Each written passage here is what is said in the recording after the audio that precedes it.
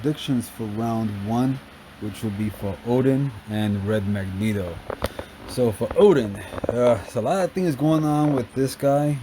As far as for me doing the predictions, again, like I mentioned before, when I do these predictions, I want to go ahead and make sure pretty much if it's a new character, if it's a fan favorite, his abilities, and also as far as the synergies, how well he can interact with the rest of the team.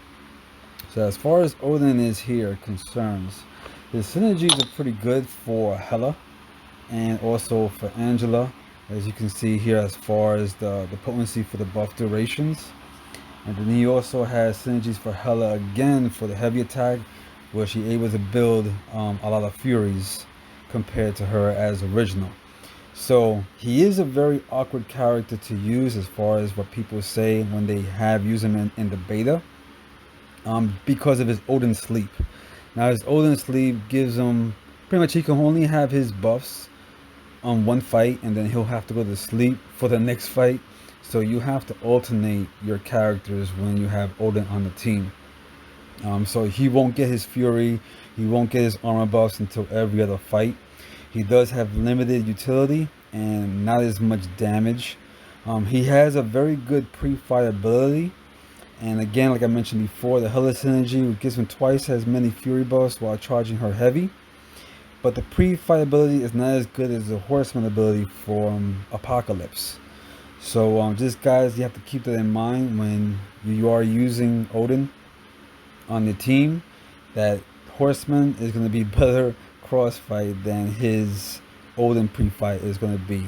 Now the good thing about his pre-fight is that it does benefit every single champ that pretty much benefits for their furies. So it'll make their furies last a lot longer. He also gives them the aptitude as well. So that's going to help out Angela.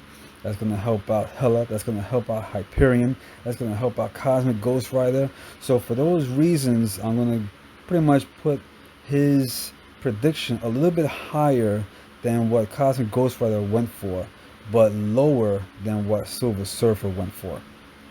Other things that pretty much he can do, he will also make Ghost stronger, but you do have to bring Ant-Man on the team. And that's pretty much a negative on that part, is that you're going to have to use a spot just for Ant-Man. However, it is going to help out Captain Marvel movie a lot better as well, because she does get the 5 fury buffs, and then you add the 2 after 2 buffs. It just makes her furies hit a lot stronger. So you guys have to keep that in mind. And another good thing about Odin is that you can, for the meantime, you can bring in additional Odins on your team.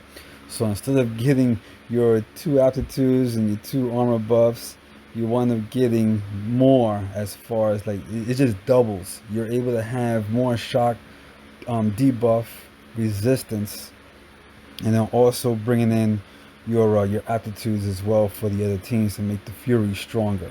So another thing about Odin that I want to mention is that another reason why he'll be highly sought after is because of the fact that you can pretty much duplicate multiple Odins on the team. So people who are running incursions, you can go ahead and bring additional Odins and even more strength for Ghost. So just keep that in mind, that people are going to want to have multiple Odins in incursions, so you can have like a 3, 4, and 5 star, which will be easier to get as opposed to trying to pick up that 6 star. But yeah, you can have pretty much 8 Odins on the team to benefit Ghost, unless Kabam thinks about changing the stacking ability.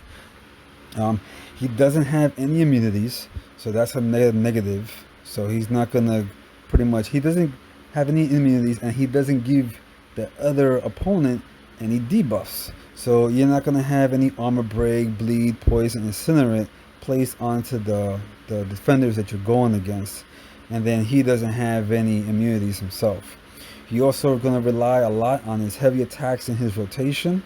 So he's not a very good option for Act 6 or 7 due to his lack of utility. So just keep that in mind. So for that reason, I'm gonna go ahead and bring him as far as his featured for his 5 star, for the prediction, I'm gonna go with 75 million. Now Cosmic Ghost Rider did go for 68 million in the second round, and Silver Surfer went for 89 million in the first round. So I'll put him in between that, just because he's Thor's father. He's well known throughout Marvel. So it's like, oh, it's Odin. Let me go ahead and pick him up. So again, he is a fan favorite, but you have to keep in mind, I'm going to bring him down as far as just because of his popularity. I'm going to bring him down because of how he pretty much, his abilities in the game are not going to be that great. Constant Ghost Rider is going to be fantastic, as people who already have him know. So if you put an Odin with Constant Ghost Rider, just for that, just his synergies is why I'm putting him at 75 mil, in between Cosmic Ghost Rider and Silver Surfer. That's for 5-star featured. For 4-star feature, I'm going to put Odin at 12 million, just to see pretty much, again, a base rate for what he went.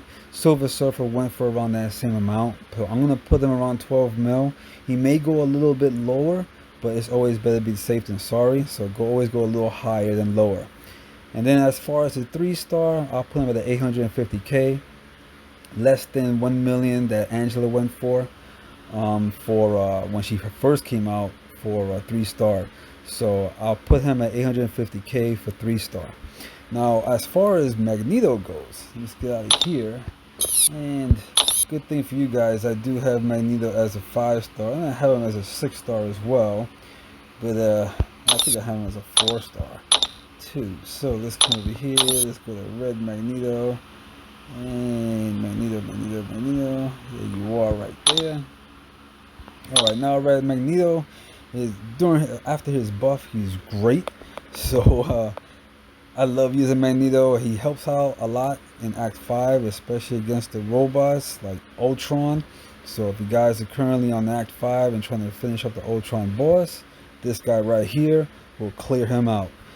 Also, a good thing about Magneto is that he has the fact that he is 90% bleed and shock resistant.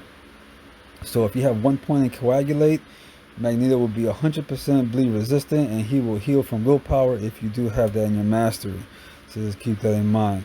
But he destroys the robots. He destroys the middle opponents. Magneto is fantastic.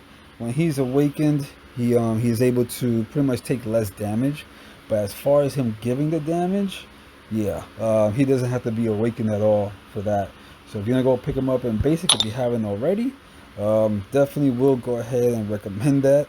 But since he is an old champ, I see him going for 4-star basic at about 1.9 million.